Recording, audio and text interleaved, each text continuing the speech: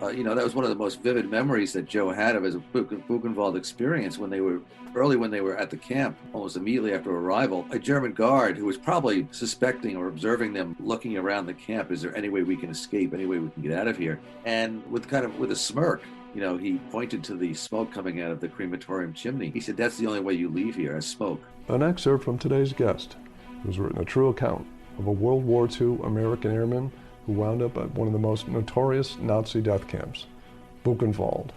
New York Times bestselling author Tom Clavin is here, and I'll speak with him after this break.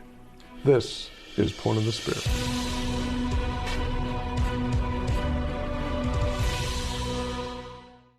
Welcome back. I'm Robert Chow. Today's guest has worked as a newspaper editor, magazine writer, and TV and radio commentator. He's a New York Times #1 best-selling author, and his latest book is called Lightning Down, a World War II story of survival. And author Tom Clavin joins us now. Tom, welcome to the show. Thank you for having me on the show. Well, you're very welcome. I'm enjoying the books very much so far, and it reads like a motion picture, especially the first opening portion where the prisoners are pulled out of the train cars and lined up against the tracks, and the Germans pull out the machine guns and just wait. It's just an unbelievable incident that happened. Yeah, the idea was that if I started with the very first paragraph, which is basically Joe Moser was born, giving the background of the main character, it takes a while for people to get to the pivotal events. So I thought, okay, let's tease them a little bit and say, and they're, as you say, they're pulled out of the train. The machine guns are set up. They're seconds away from being mowed down, and hopefully the reader is asking, well, what's going on here? How did they get here? And what's going to happen? And then the book gets into the background of the main character. Well, you certainly achieved your opening goal, that's for sure.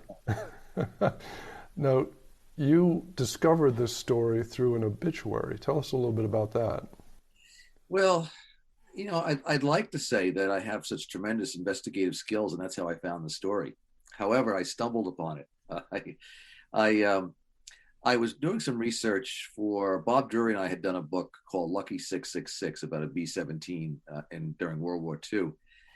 And I was doing some research for that, and this would have been December 2015, and I happened to be looking around, and this obituary for Joe Moser came up in a State of Washington weekly newspaper. He had just died at the age of 94. And it was a pretty straightforward obituary, except for one line that said he was one of 170 pilots, Allied pilots, who were sent to Buchenwald and survived. I know I'm giving some away of the story, but it doesn't end at Buchenwald.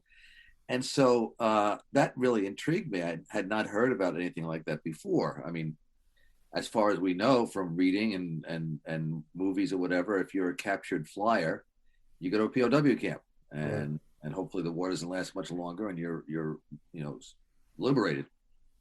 So I put that aside, and it began when I had time, a journey that really is almost 6 years ago. I guess I next month it'll be 6 years. I found that clip of doing the research and finding out what about not only more about Joe Moser himself, but about the situation where Allied pilots ended up in a Nazi death camp. Yeah, and that was another one of my questions. He was shot down in August 1944 and taken to a German prison camp in Paris, but he and other airmen were moved subsequently, not told where they were going. Why were they moved to the concentration camp? Yeah, it's a good question. If they would have ended up at Buchenwald at all, they were being kept in a prison outside of Paris. It's Fresne, Fresne prison, which had been notorious for its cruelty. And they may have been kept there indefinitely and interrogated, tortured, and possibly executed. However, the Allied forces were nearing Paris. Right. And so they had to be moved somewhere, and some way along the line, a decision was made, not just the pilots, but there were really about 2,000 people on that train packed into these cattle cars, to send them all to Buchenwald. And so, yeah, and they had, yes, as you say, they had no idea where they were going. And, Right. and only when the train cars were thrown open and they saw themselves as, not only saw this facility that was very imposing, but they saw other prisoners who were in these filthy rags of clothing and emaciated and looked like they were only days away from death, and many of them were. Right. That it started to dawn on them, oh my God, this is not a POW camp at all. This is something entirely different. Uh, Yeah, they described them like walking skeletons, Yes, correct? Yeah. yes, yeah. And these pilots, I should point out, especially in the case of Joe Moser, they had not really been dealing with much deprivation up to that point. Some of them had been at the Fresnay prison for longer, and had already started to pay the price for the beatings and torture going on there. But for some of the pilots who had been shot down recently, they were used to having a warm meal when they come back from a mission, used to having a beer, in the Right. base club.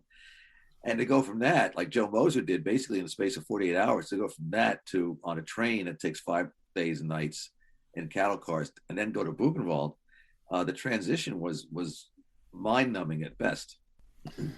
Yeah, I can imagine. Now, Joe Moser passed away before you began this story, but you learned about him through his family. You worked closely with the family, correct?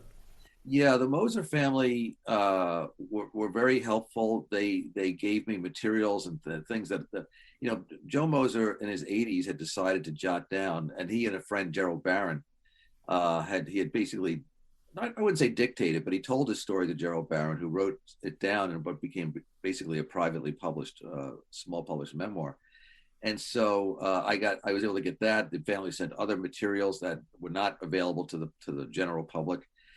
And the other thing that was helpful, or I should say was satisfying to me, and I should point out they helped me, as people who read the book will see, with personal family photographs, Right. is that when I finished the first draft of the book, I sent it to the Moser family. Joe had left behind 5 children who were all, of course, well into adulthood by now. And it's unusual to do that, but my intention was, is there anything in here I'm writing about that's really going to be really embarrassing? Because the book is kind of really close range right up with Joe and his experiences and his thoughts and his feelings about things. And I didn't want the family to, if there's going to be something embarrassing, would you let me know that now? And a daughter got back to me after reading it. And she said, no, not only do I not have a problem with this, but I have found out things about my father that I never knew. You know more about my father than I do. Oh, And that was a strange comment, but I also found it kind of satisfying because the family was unaware of some of his experiences, certainly oh. the intensity of them. And you got to know him obviously very well through your research. What traits do you believe in his upbringing helped him survive the whole experience in the concentration camp? Well, Joe was born and raised on a farm in the state of Washington, and he was still, I believe, only an adolescent when his father passed away, and he became, the man of the house, so to speak. His widowed mother. He had a younger brother, 2 younger sisters. So there was that, the extra work burdens that were placed on him, but also his mother was insisting that he not drop out of school, and so he was also going to school, going to high school, playing on the football team, trying to keep up with academic subjects. He was really challenged a lot in his early years, and I think it was a combination of that resilience that he stored up, so to speak, and also being very close to family. He was, he loved his community, loved his family, his mother and his siblings very dearly. And I think that combination of resilience and love and the desire to see them again, he was going to endure anything he had to see them again, was played big roles in helping him survive. I hope you're enjoying this episode. Next time, my guest will be author Robert Gowdy, discussing his new book, The War of Jenkins' Ear.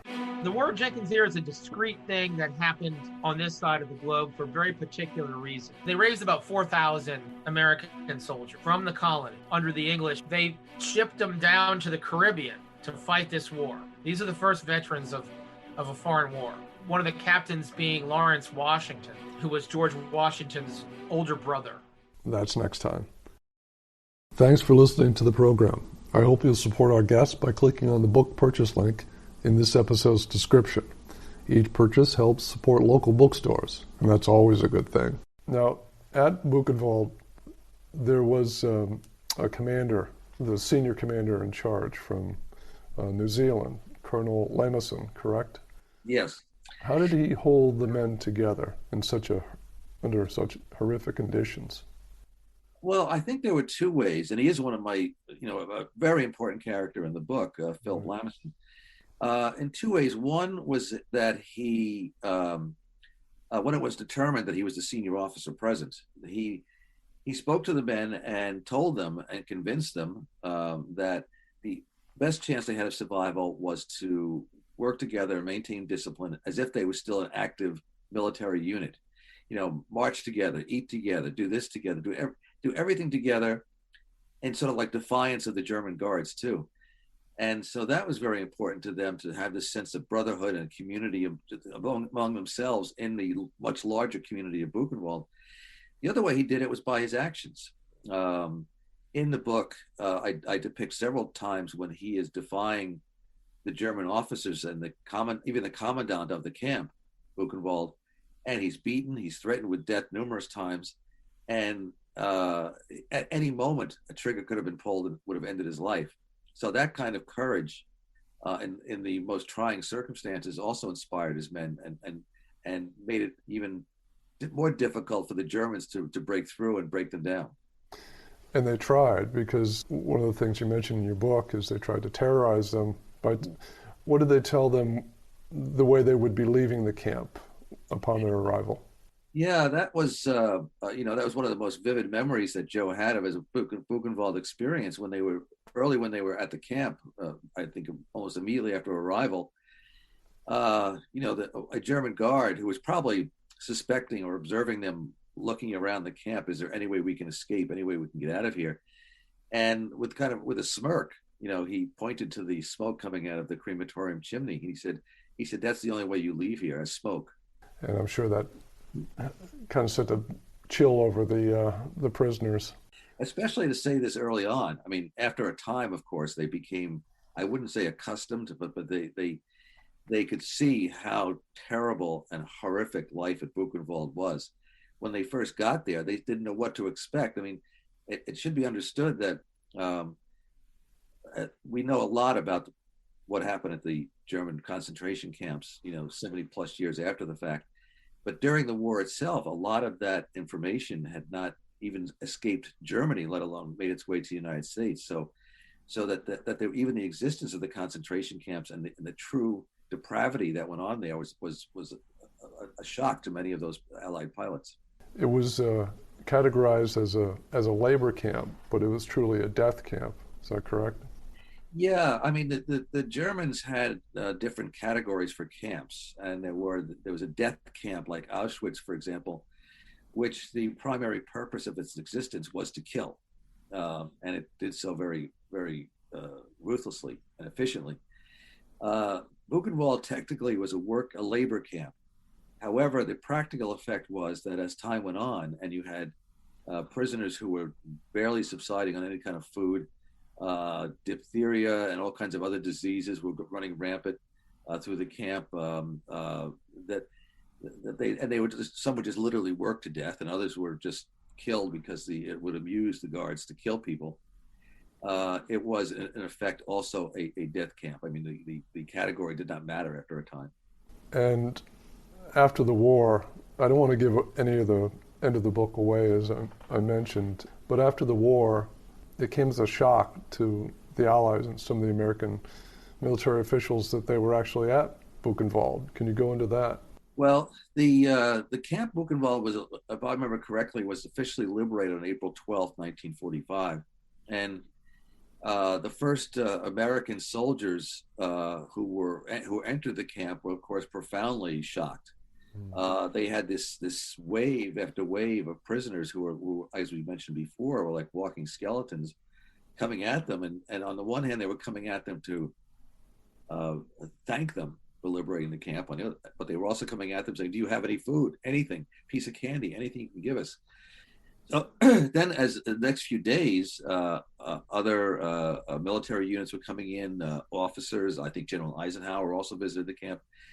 But what I quoted from with some length is Edward R. Murrow, who was the probably could be said with the premier American journalist of his day, Mm-hmm. came to Buchenwald, and he sent his report back. And even, it's interesting, his report, because he's talking about some really chilling and horrifying details, but he's also not saying everything too graphically because he knows they'd never air it. They Oh, wouldn't. yeah. There's a certain amount of protecting the American public that I think the censors would do, network executives would do, CBS executives would do. So, but he does say also at the end of his report, if I've offended any of you by what I've just told you here, I'm not sorry. Oh, Morrow was walking a fine line between what he wanted to say and what he would be allowed to say. I see. Were there any, in your research, besides the privately published book, were there any diaries or any letters that you came across that were helpful to, kind of paint the picture of the conditions there? There's a book by Thomas Childers, which is a story about a pilot named Ray Perry, I think his name is, that was published some years ago, which had some of his experiences, and he was also one of the pilots at Buchenwald. And there was a book written years and years ago by Colin Burgess, who was a British writer, and he wrote his book from the point of view of some of the British prisoners at Buchenwald. So they were very helpful because they contained information from people at the time that these books were written. You're talking about 20 and 30 years ago, that were not available anymore. Of those 170 pilots, Allied pilots, I found that there was one man still alive. He's 102 in Nevada. He was unable to be of any help because of his age and his memory.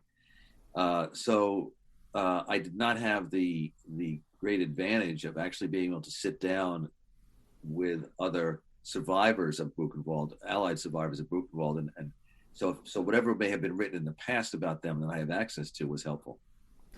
I can imagine.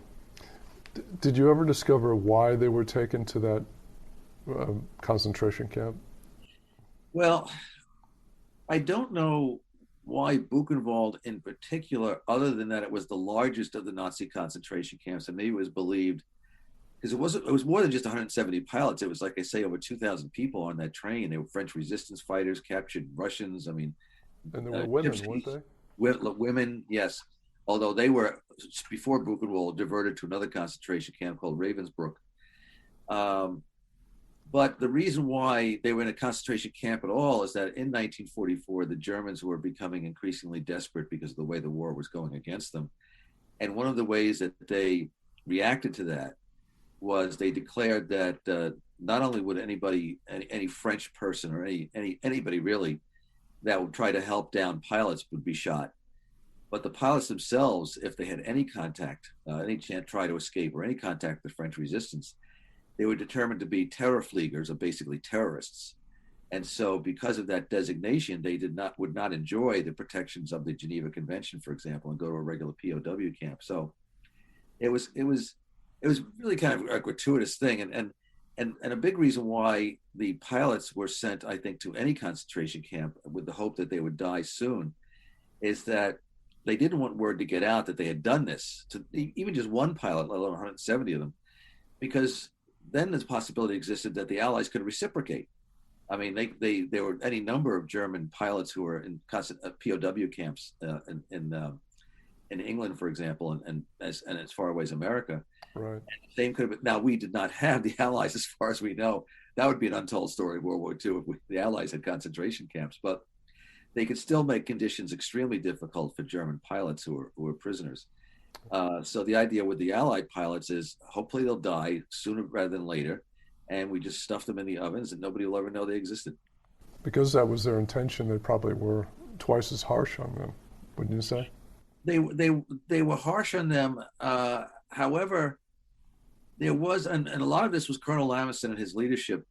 There was also a bit of a resistance to go too far because there were witnesses. It's one thing if they just die from malnutrition and starvation and diphtheria and cholera and the other diseases that were there. You could sort of say, well, that's too bad, but that's the way life is at a concentration camp. Yeah. But to actually beat them to death or shoot them, which was done to many other prisoners with witnesses around. You know, even some of the German higher ups at Buchenwald were starting to look ahead. They could see the way the war was going. They could wonder about what their futures would be like if they ever ended up becoming prisoners of the Allies or the Russians. The book is called Lightning Down, a World War II story of survival. Tom, thank you so very much for being on the show. Well, thank you for your time. I really appreciate it. That's it for this episode. Thanks again for joining me. Next time, my guest will be author Robert Gowdy, discussing his new book, The War of Jenkins' Ear. The War of Jenkins' Ear is a discrete thing that happened on this side of the globe for a very particular reason. They raised about 4,000 American soldiers from the colony under the English. They shipped them down to the Caribbean to fight this war. These are the first veterans of a foreign war. One of the captains being Lawrence Washington, who was George Washington's older brother. That's next time. And if you like what you hear, leave a review, a rating, or just click the follow button. You can find me at Twitter, @RobChild, where you can share your comments about the show. I'm Robert Child, and this has been Point of the Spear. Music licensed from audioblocks.com. Point of the Spear is produced by RSC Media Group. I wanted to take a moment to thank our growing army of listener-supporter members. You make it possible to continue our mission of bringing you the best military history authors, filmmakers, and movers and shakers. If you're not a member yet, it's easy to join, and it takes just seconds. Scroll down to the bottom of this episode's description and click the support link. You'll come to our anchor page, click the support button, complete the brief form. It's that easy. We're planning loyalty perks and giveaways to roll out over the coming months for our early supporters who sign on before the end of the year. So don't wait, become a member today, and thank you for your support.